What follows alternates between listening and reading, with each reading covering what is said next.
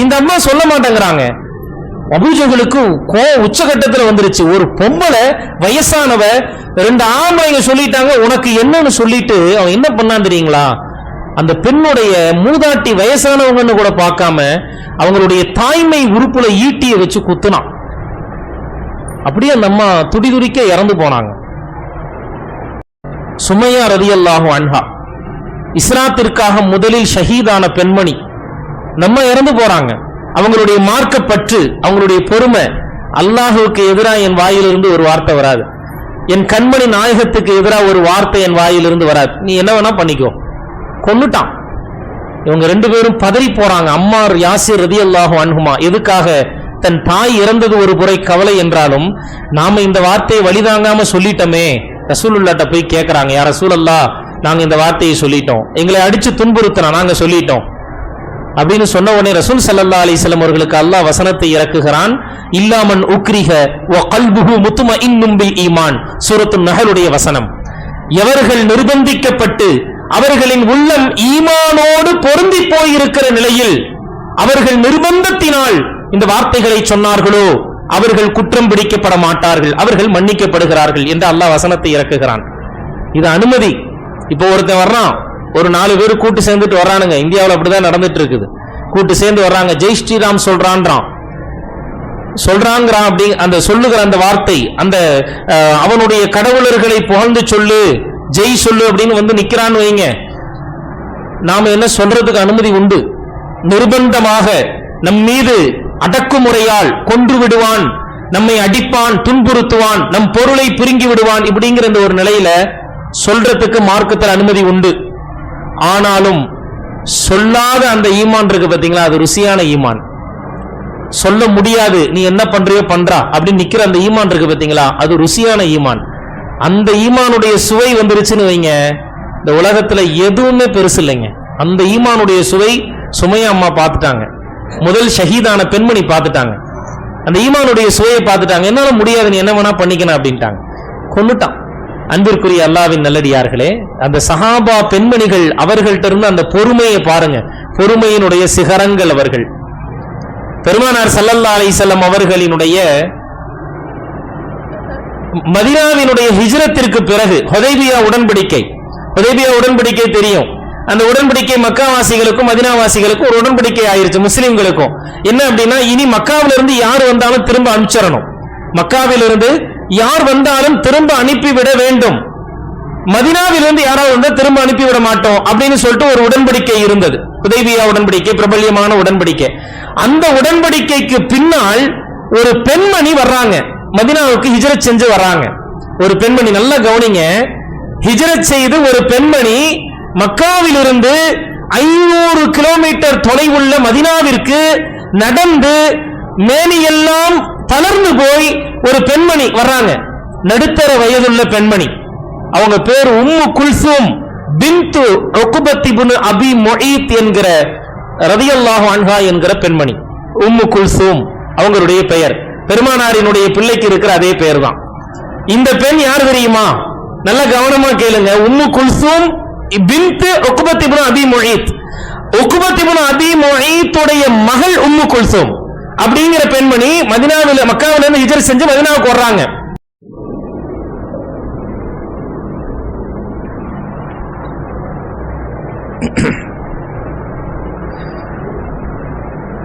பிஸ்மில்லாஹிர் ரஹ்மானிர் ரஹீம். அன்பிற்குரிய பெருமக்களே, பெருமானார் ஸல்லல்லாஹு அலைஹி வஸல்லம் அவர்களுடைய அண்டை வீட்டுக்காரர் ஒருத்தர் இருந்தார் மக்காவில் இருக்கும் பொழுது. உக்பத் இப்னு அபி முஈத் அப்படிங்கிற ஒரு மனிதர், இஸ்லாத்தினுடைய மிகப்பெரிய எதிரி. பெருமானார் ஸல்லல்லாஹு அலைஹி வஸல்லம் அவர்களின் முகத்தில் எச்சில் உமிழ்ந்தவன் உக்பத் இப்னு அபி முஈத். அல்லாஹ் ரப்பல் ஆலமீன் அவன் உமிழ்ந்த எச்சிலை திரும்ப அவன் முகத்துக்கே அனுப்பிச்சிட்டான். அவன் முகத்துல பட்டு அந்த எச்சில் அவனுடைய முகத்தில் வடு ஏற்படுத்தியது. பத்ரில் அவன் கொல்லப்படுகிற போதும் அவனுடைய முகத்தில், அதுவரை அவனுடைய முகத்துல அந்த வடு இருந்தது. அவன் எச்சில் துப்பி அவனுக்கே திரும்ப அடிச்சு அது அவனுடைய முகத்தில் ரணமாக அமிலமாக மாறியது. அப்படிங்கிறது ஹதீஸ்ல வருது. இந்த உக்பத் இப்னு அபீ முஅய்த்ங்கிற மிகப்பெரிய எதிரியினுடைய மகள் தான் உம்மு குல்சூம். அவங்க ரசூலுல்லாஹ்வை தேடி மதீனாவுக்கு வந்துடுறாங்க, ஹிஜ்ரத் செஞ்சு வந்துடுறாங்க. ஹிஜ்ரத் செய்து வந்து விடுகிறார்கள். அதே போன்று பல பெண்கள் ஹிஜ்ரத் செஞ்சு வந்தாங்க, எவ்வளவோ சிரமங்களுக்கு மத்தியில. ரசூல் ஸல்லல்லாஹு அலைஹி வஸல்லம் அவர்களினுடைய மகளார் ஸைனப் ரலியல்லாஹு அன்ஹா, அவங்க வயிற்றுல குழந்தை இருக்கிற கர்ப்பிணியாக இருக்கும் பொழுது ஹிஜ்ரத் செய்து வர்றாங்க. அதை பார்த்த எதிரிகள் காஃபிர்கள் ஈட்டியை கொண்டு எரிகிறாங்க. எரியும் பொழுது அவங்க வயிற்றை கிழிச்சிட்டு அந்த குழந்தையும் வெளியே வந்து இறந்தது. அந்த அம்மாவும் கீழே உருண்டு விழுந்து அடிபட்டு அந்த காயத்தோடு, குழந்தையினுடைய இழந்த அந்த காயம், மேனியெல்லாம் இரத்த காயம், இதோடு மதீனாவுக்கு வந்து சேர்ந்தாங்க அப்படிங்கிறதெல்லாம் ஹதீஸ்ல வருது. எவ்வளவு பெரிய தியாகங்களை பெண்கள் செய்திருக்கிறார்கள் மார்க்க பற்றின் பேரில் அப்படிங்கிறத பார்க்கிறோம். அன்பிற்குரியவர்களே, அதே போன்று வல் ஹாஷிஈன வல் ஹாஷிஆத், அல்லாஹுவை அஞ்சக்கூடிய ஆண்கள், அல்லாஹுவை அஞ்சக்கூடிய பெண்கள் என்று அடுத்த தன்மையை அல்லாஹ் சொல்லுகிறான். நான்காவது தன்மை, அல்லாஹுவை அஞ்சக்கூடிய ஆண்கள், அல்லாஹுவை அஞ்சக்கூடிய பெண்கள், அல்லாஹுவினுடைய அச்சம். இந்த அச்சத்தின் விஷயத்துல வந்துட்டு சஹாபா பெண்கள், சஹாபிய ஆண்கள் ரெண்டு பேருமே சமமாக இருந்தாங்க. அச்சத்தின், அல்லாஹுவை அஞ்சுகிற விஷயத்துல அவ்வளவு தூரம் அவங்க உறுதியாக இருந்தாங்க. எந்த அளவுக்கு நான் உங்களுக்கு ஒரு செய்தி சொன்னா புரியும். மாஇஸ் இப்னு மாலிக் என்கிற ஒரு சஹாபி ரலியல்லாஹு அன்ஹு, அவங்க ஒரு கட்டத்துல ஏதோ ஒரு சூழல்ல அவங்க விபச்சாரத்தில் ஈடுபட்டுறாங்க. பிறகு அவங்களுடைய உள்ளத்துல இது ஒரு பெரிய ஒரு அழுத்தமாக ஆகிவிடுகிறது. அல்லாஹ்வின் மார்க்கத்துல விபச்சாரத்தில் ஈடுபட்ட ஆண்கள், அவங்க கல்யாணமானவங்களா இருந்தா கல்லால் அடித்து கொல்லப்பட வேண்டும், ஆண்கள் பெண்கள், இது மார்க்கத்தினுடைய சட்டம். அந்த அடிப்படையில அந்த ஆண்கள் வர்றாங்க. அந்த மாயிஸ் இப்னு மாலிக் ரலியல்லாஹு அன்ஹு பெருமானார்ட்ட வர்றாங்க. வந்து தஹீர்னி யா ரசூலல்லாஹ், நல்லா கவனிக்கணும், யாருமே சாட்சி இல்லை, அவங்க விபச்சாரம் செஞ்சாங்கன்னு யாருக்கும் தெரியாது, யாரும் சாட்சி இல்லை. இப்போ ரசூலுல்லாஹ்ட்ட வர்றாங்க, தஹீர்னி யா ரசூலல்லாஹ், என்ன சுத்தப்படுத்துங்கன்னு வந்து நிற்கிறாங்க. ரசூல் ஸல்லல்லாஹு அலைஹி வஸல்லம் அவங்க இவங்க வந்த நோக்கத்தை புரிஞ்சுக்கிறாங்க. புரிஞ்சுட்டு இங்கிட்டு திரும்பி உட்காந்துக்கிறாங்க. இப்படி பார்த்து அவங்கள பார்த்து உட்கார்ந்துருந்தவங்க இப்படி திரும்பி உட்காந்துக்கிறாங்க. இங்கிட்டு வர்றாங்க, தஹீர்னி யா ரசூலல்லாஹ், மறுபடியும் அதே வார்த்தையை சொல்றாங்க. இப்படி 4 திசைகளில் திரும்பின பிறகும் அதே வார்த்தையை சொல்றாங்க. ரசூல் ஸல்லல்லாஹு அலைஹி வஸல்லம் அவங்க மிம்ம உத்தஹிருக்க, எந்த விஷயத்திலிருந்து உன்னை நான் சுத்தப்படுத்தன்னு கேட்கறாங்க. மினஸ் ஸினா, விபச்சாரம் செஞ்சிட்டேங்கிறாங்க. விபச்சாரம் செஞ்சிட்டேன்னு அவங்க தன் வாயால சொல்றாங்க. ரசூல் ஸல்லல்லாஹு அலைஹி வஸல்லம் அவங்க இவர் ஏதோ மது இருந்து போதையில் இருக்காரான்னு பாருங்கன்றாங்க. இல்ல யார சொல்ல தெளிவா தான் இருக்கிறார். இல்ல மனநோய்க்கு இது ஏதோ ஆயிருக்கான்னு பாருங்கன்றாங்க. இல்ல தெளிவா தான் இருக்கிறார். ரசூல் ஸல்லல்லாஹு அலைஹி வஸல்லம் அவங்க ஆரம்பத்திலேயே தௌபா செய்யக்கூடிய அந்த ஒரு வழிக்காக வேண்டிதான் திரும்பி திரும்பி உட்கார்ந்தாங்க, போய் தௌபா செஞ்சுக்கோ அப்படிங்கிறத போற. அதுக்கு பிறகு நிறைய விஷயங்களை சொல்றாங்க. இல்ல நீ இப்படி செஞ்சிருப்ப அப்படி செஞ்சிருப்ப, இன்னும் போய் தௌபா செய்ய அப்படிங்கிறாங்க. இல்ல யார சொல்லலாம், நான் ஜினாவே செஞ்சு விபச்சாரமே செஞ்சுட்டேங்கிறாங்க. அதன் பிறகு அவருக்கு தண்டனை நிறைவேற்றப்படுகிறது. சரிங்களா? இந்த விஷயம் அந்த பெண், இவங்க அந்த மாயிஸ் இப்னு மாலிக் ரலியல்லாஹு அந்த பெண் யாருன்னு சொல்லல. அந்த பெண் கர்ப்பமாயி அந்த பெண்ணும் வர்றாங்க ரசூலுல்லாஹ்ட்ட. யார் ரசூலுல்லாஹ், தஹீர்னி, என்ன சுத்தப்படுத்துங்கன்ட்டு வர்றாங்க. ரசூலுல்லாஹ் அதே போலவே திரும்ப திரும்ப இல்ல நீங்க போங்க அப்படின்னு சொல்லும் பொழுது, யார் ரசூலுல்லாஹ், இல்லை நீங்க மாயிஸ் இப்னு மாலிக்கை செய்தது போல என்ன விரட்டாதீங்க, நான் தான் அந்த பெண், என்னை சுத்தப்படுத்துங்கன்னு நிக்கிறாங்க. ரசூல் ஸல்லல்லாஹு அலைஹி வஸல்லம் விசாரிச்சுட்டு அவங்களுக்கும் அந்த தண்டனை நிறைவேற்றப்படுகிறது. அது அந்த பெண்ணிட்ட சொல்றாங்க, இந்த கருவை நீ சுமந்து இருக்கிறாய், இந்த குழந்தையை பெத்துட்டு அனுப்பிச்சு விட்டுறாங்க. குழந்தையை பெத்துட்டு திரும்ப கை குழந்தையை எடுத்துட்டு வர்றாங்க.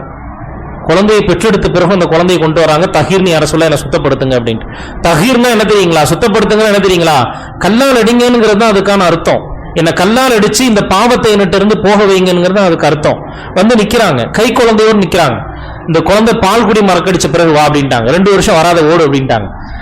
இந்த பெண்மணி காவல்லாம் போட கிடையாது, சிறையில பிடிச்சு வைக்க கிடையாது. இவங்க என்ன பண்ணிருக்கலாம், அதோடு அப்படியே போயிருக்கலாம், அல்லது அதை அப்படியே மறந்த பிறகு விட்டுருக்கலாம். 2 வருஷம் கழிச்சு அந்த குழந்தை கையில ஒரு உணவை கொடுத்து சாப்பிட வச்சுக்கிட்டு ரசூலுல்லாஹ்ட்ட கூப்பிட்டு வர்றாங்க. யார் ரசூலுல்லாஹ், பால் குடி மறந்துட்டான், எனக்கு இப்ப தண்டனை நிறைவேற்றுங்கன்னு வந்து நிக்கிறாங்க. அதன் பிறகு அவர்களுக்கு தண்டனை நிறைவேற்றப்படுகிறது.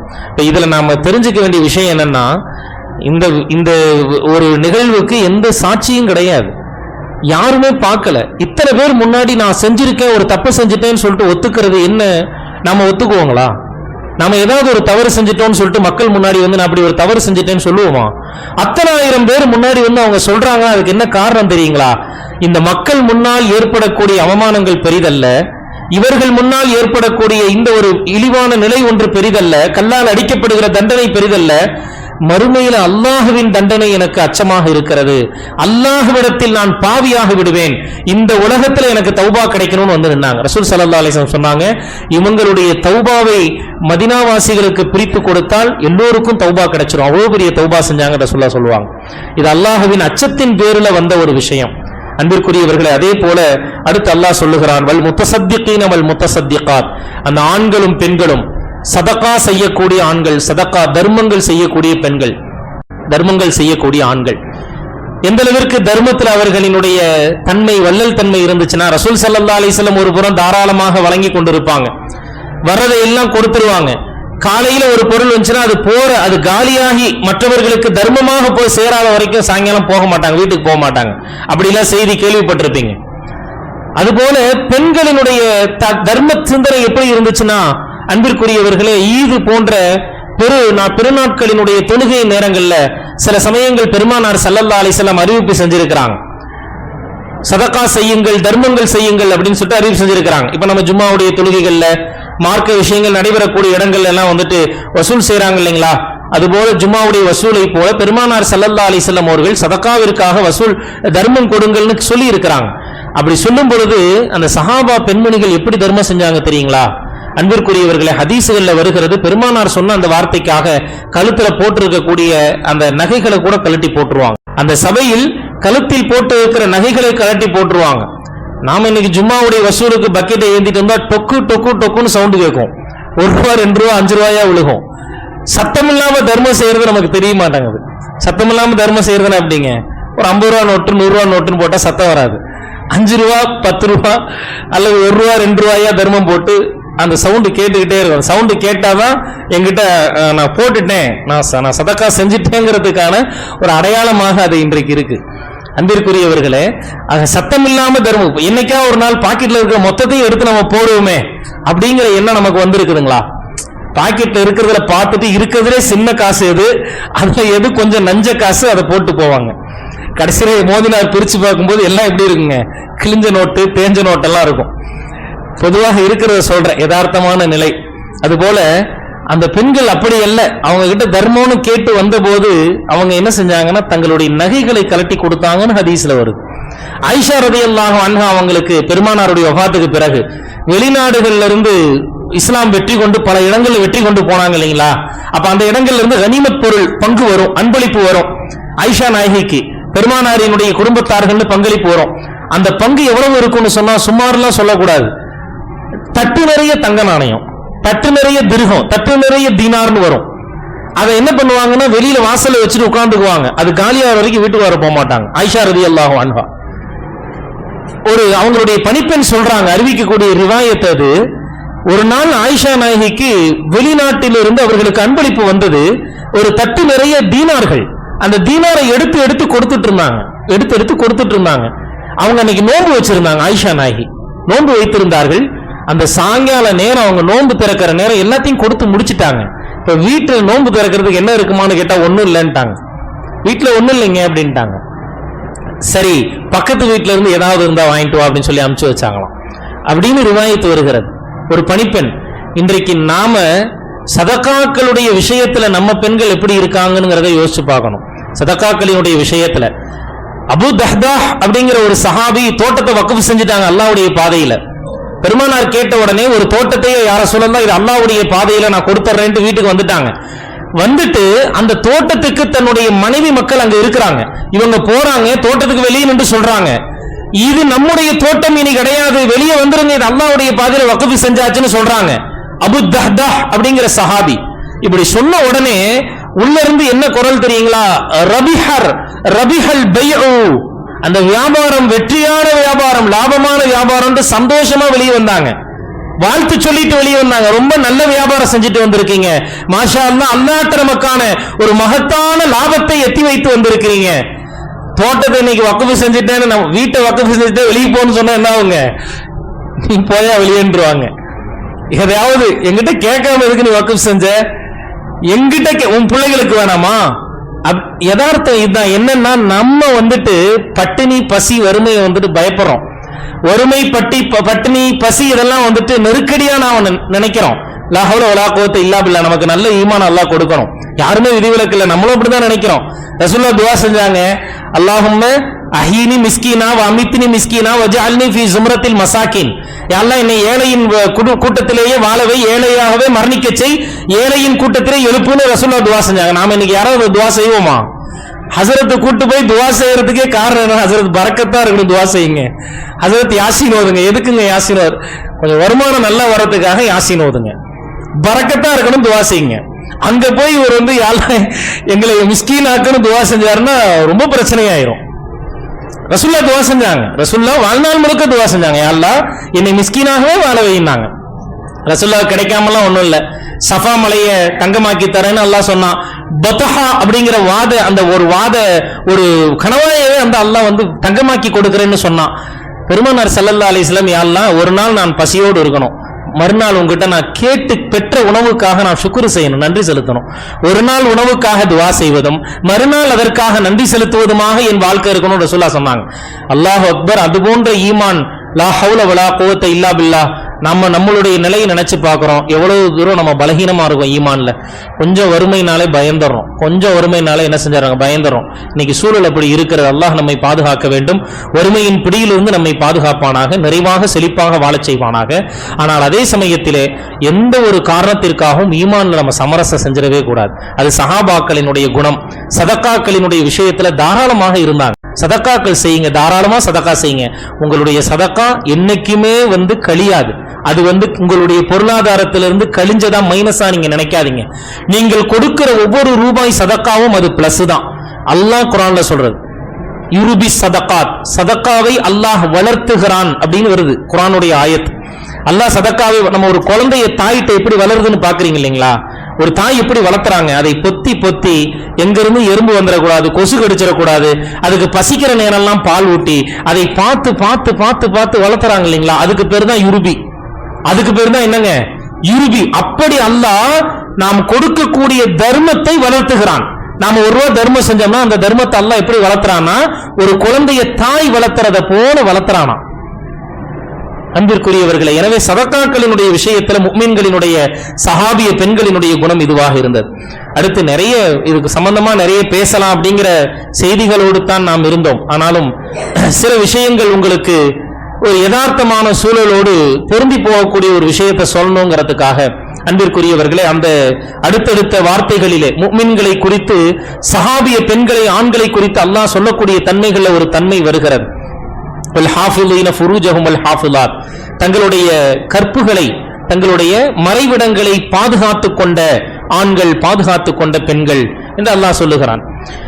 இந்த ஒரு விஷயத்திற்காக வேண்டி நாம் எதையாவது தேடி ஒரு உதாரணமாக எடுத்து ஒரு சம்பவத்தை, ஒரு நிகழ்வை சொல்லலாம், சஹாபிய பெண்களில் இருந்து படிப்பினைக்குரிய ஒரு நிகழ்வை எடுக்கலாம் அப்படிங்கிற போது நாம் அதிகம் அதிகம் அதிகம் தேடக்கூடிய ஒரு பெண்மணியினுடைய வரலாறுன்னு சொன்னா உம்மு சுலைம் ரலியல்லாஹு அன்ஹா.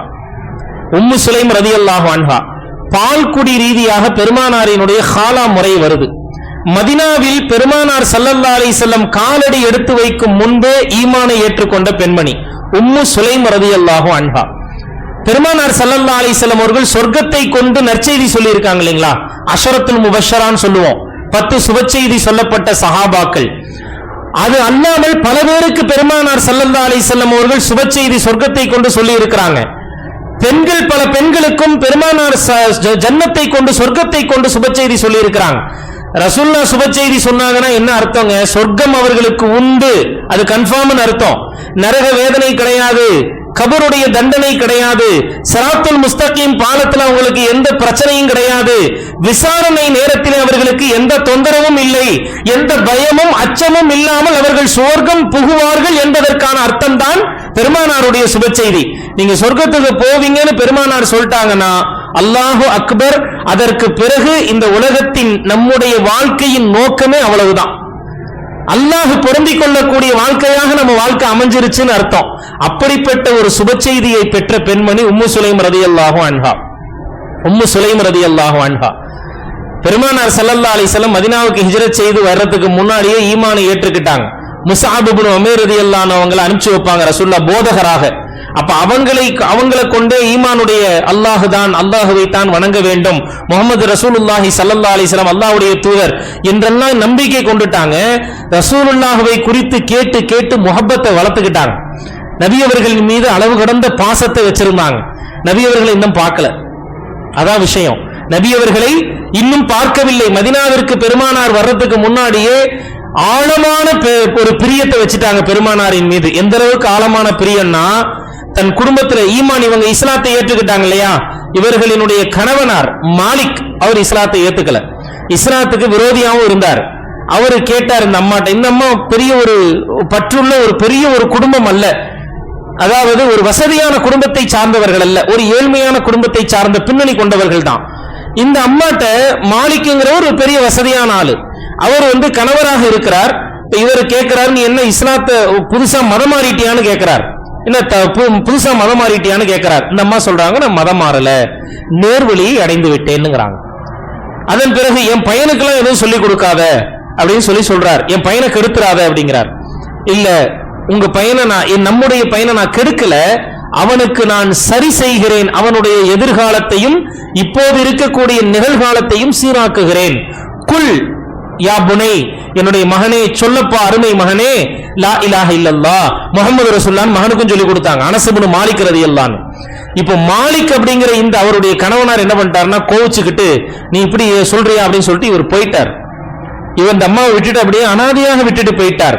இப்ப ஆதரவற்ற நிலையில ஒரு குழந்தையோடு இவங்க இருக்கிறாங்க. கணவனார் போன இடத்துல இறந்துட்டார், ஷாம் தேசம் நோக்கி போவார், இறந்த செய்தி தான் வரும். இப்ப இந்த அம்மா கணவன் இல்லாத ஒரு கைம்பெண், ஒரு விதவை, ஒரு மகன் மட்டும்தான் ஒரு பற்றுத, ஒரே ஒரு மகன் இருக்கிறா, அப்படி 10 வயசு மகன். பெருமானார் ஸல்லல்லாஹு அலைஹி வஸல்லம் அவர்கள் மதீனாவிற்கு வருகிறார்கள். மதீனாவிற்கு வந்த உடனே நம்ம என்ன செஞ்சாங்க தெரியுங்களா, 10 வயசு மகனை கொண்டு போனாங்க, ரசூலுல்லாஹ்ட்ட கொண்டு போனாங்க. அப்பதான் முதல்ல ரசூலுல்லாஹ் பாக்குறாங்க. முதல்ல ரசூலுல்லாஹ் பார்க்கும் பொழுதே, யார் ரசூலுல்லாஹ், ஈமான் கொண்டவர்களாக போறாங்க, நான் ஈமான் கொண்ட ஒரு பெண்மணி இப்படின்னு சொல்லிட்டு, இந்த என்னுடைய மகன் ரொம்ப புத்திசாலி, இவனை உங்கள் பணியாளாக வச்சிருங்க அப்படின்னு சொல்லிட்டு போயிட்டாங்க. இவன் உங்களுக்கு பணியாள், ஒரு 10 வயசு பையன், விவரம் தெரியும், 10 வயசு பையனா நல்லாவே விவரம் தெரியும். இந்த அம்மாவுக்கு வேற துணை கிடையாது, இந்த அம்மாவுக்கு வேறு பற்று கிடையாது. இவன் இந்த மூத்த பையன்னா அவங்களுக்கு எவ்வளவு பெரிய ஒரு ஆதரவாக இருக்க வேண்டும் அந்த நேரத்துல. இப்ப இந்த பையனை கொண்டு பெருமானார்கிட்ட விட்டுட்டு, யார சொல்ல, இவனை நீங்க உங்களுடைய பணியாளாக வச்சுக்கோங்க, பணிவிட செய்யறதுக்கு வச்சுக்கோங்க, உங்களுக்கு வேண்டிய நேரத்துல உணவுக்கு தண்ணி எடுத்து கொடுப்பான், உங்களுக்கு முசல்லா விரிச்சு கொடுப்பான், உங்களுக்கு வேண்டிய உதவிகளை செய்வான், பணியாளா வச்சுக்கோங்க அப்படின்னு சொல்லிட்டு போயிடுவாங்க. இந்த இடத்துல கொஞ்சம் நம்ம சிந்திக்கணும். ரசூல் ஸல்லல்லாஹு அலைஹி வஸல்லம் அவர்களிடத்துல ஒரு மகன், 10 வயது மகனை கொண்டு ஒரு அம்மா விடுறாங்க. எதுக்காக விடுறாங்க? பணிவிட செய்யறதுக்காக. இவனை நீங்க படிச்சு பெரிய ஆளாக்குங்க, பெரிய ஆளாக ஆக வைங்க அல்ல, அல்லது இவனுக்கு ஏதாவது சம்பளம் கொடுங்க அல்ல, அல்லது இந்த பையனுக்கும் 2 பேருடைய கண்ணோட்டத்திலையும் பாருங்க, ஒரு தாயினுடைய கண்ணோட்டத்திலையும் பாருங்க, என் பையனை கொண்டு போய் நாங்க விடுறேன், அவனுடைய எதிர்காலம் அப்படிங்கிற நோக்கம் அங்க இல்ல, துன்யா இல்ல அங்க நோக்கம், துன்யாவுல ஏதாவது ஆதாயம் கிடைக்கட்டும்னு கொண்டு போய் விடல. அல்லாஹ்வுடைய ரசூலிடம் இருந்து ஆகிரத்தை கற்கட்டும், மறுமையை குறித்து அந்த சிந்தனை ஏற்படட்டும்னு கொண்டு போய் விடுறாங்க. இந்த பையனுடைய பார்வையிலிருந்து பாருங்க, ஒரு 10 வயசு பையன், விவரம் தெரிஞ்ச பையன், கொண்டு போய் ஒருத்தட்ட பணிவிட செய்யன்னு விடுறாங்க.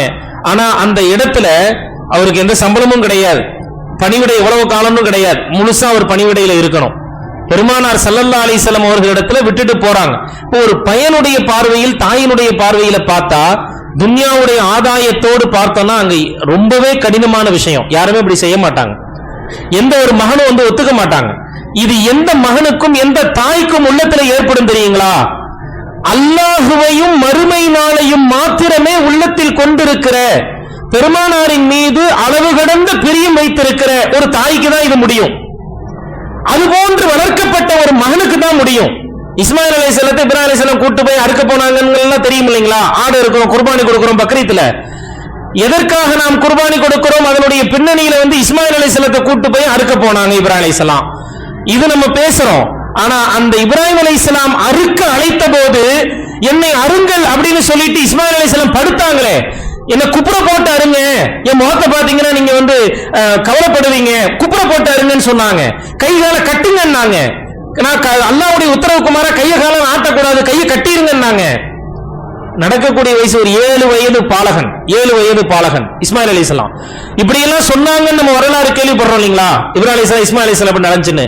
இதற்கு பின்னணியில இந்த வளர்ப்பு எங்க இருந்து வந்து தெரியுங்களா? இஸ்மாயில் அலைஹிஸ்ஸலாம் அவர்களை வளர்த்தது இப்ராஹிம் அலைஹிஸ்ஸலாம் கிடையாது.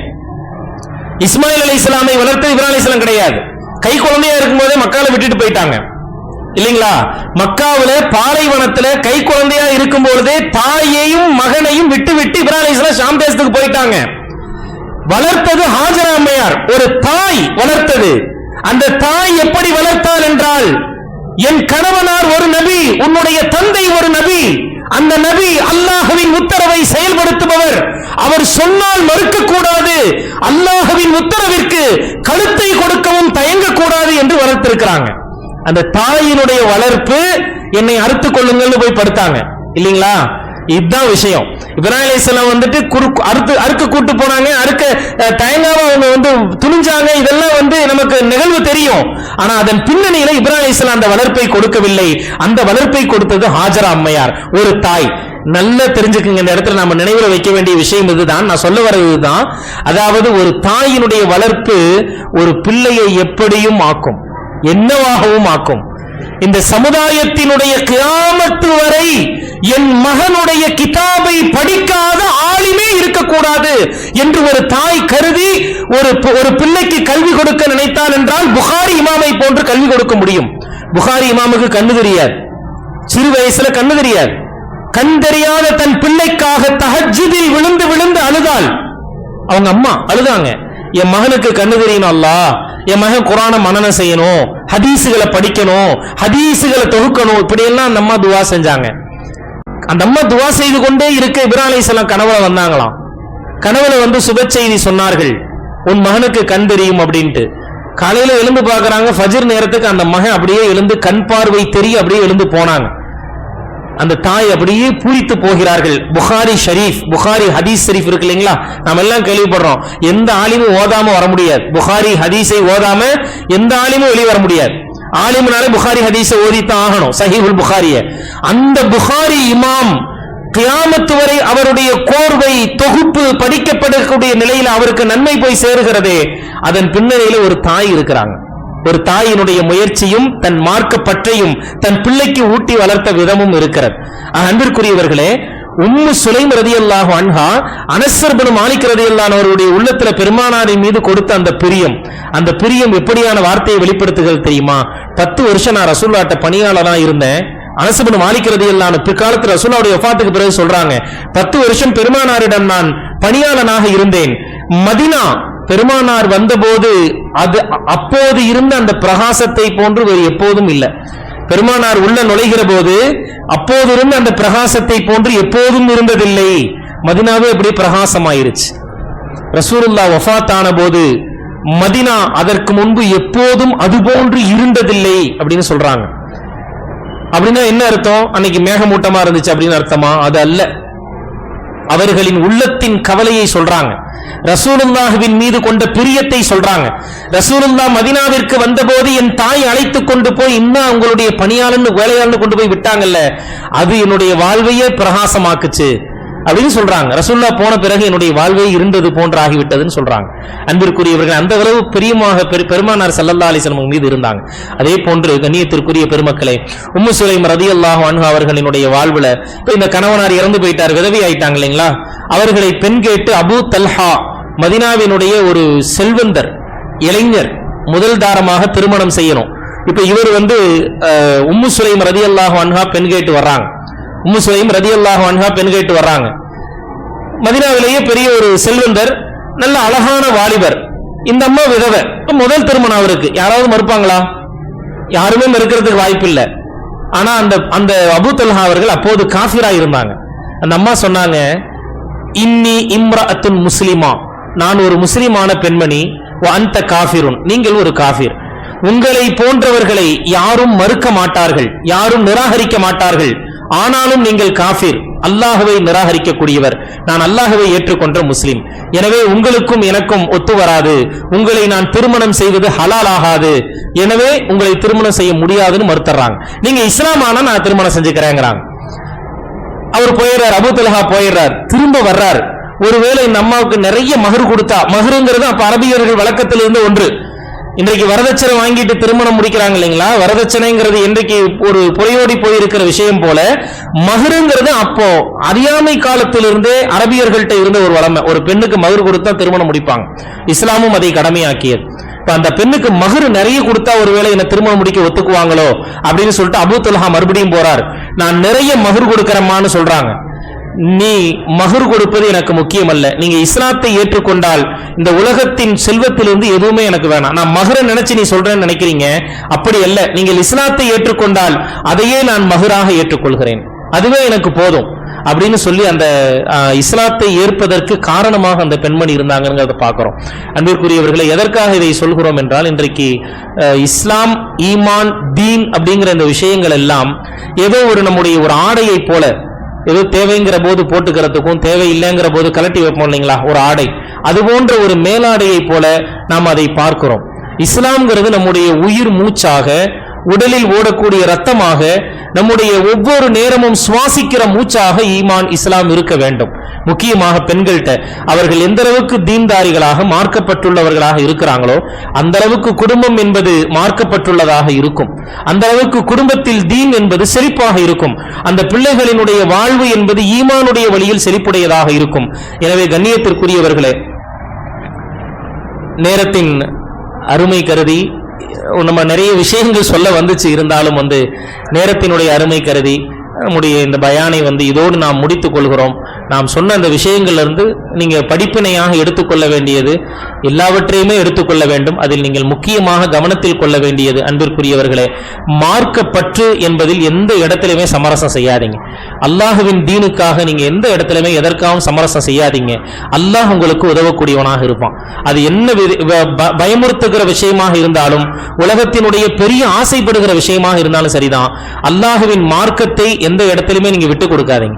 அல்லாஹுவின் மார்க்கத்தின் மீது நீங்கள் வைத்திருக்கக்கூடிய பற்று, அது சஹாபி பெண்களிடமிருந்து நமக்கு கிடைக்கக்கூடிய மிகப்பெரிய ஒரு பாடம். அந்த பாடத்தை நாம் கடைபிடிக்கிற போது நம்முடைய குடும்பம் செழிப்பாகும், தீனுடைய வழியிலே நம்முடைய எதிர்கால குழந்தைகளினுடைய எதிர்காலமும் தலைமுறையும் சிறப்பாக இருக்கும், செழிப்பாக இருக்கும் என்பதை கவனத்தில் கொண்டு வல்ல இறைவன் அதற்குண்டான நல்ல நசீபை உங்களுக்கும் எனக்கும் என்னுடைய குடும்பத்தார்களுக்கும் உங்களுடைய குடும்பத்தார்களுக்கும் தந்தருள்வானாக. நம்மை, நம்முடைய சந்ததிகளை அல்லாஹ் கபூல் செய்வானாக. நம்முடைய கண்குளிர்ச்சியாக நம்முடைய மனைவி மக்களையும், நம்முடைய மனைவி மக்களை நம்முடைய கண்குளிர்ச்சியாகவும், அதே போன்று நம் குடும்பத்தார்கள் அனைவருக்கும் அல்லாஹ்வின் மார்க்கத்தை கண்குளிர்ச்சியாகவும் ரப்புல் ஆலமீன் ஆக்கி அருள்வானாக.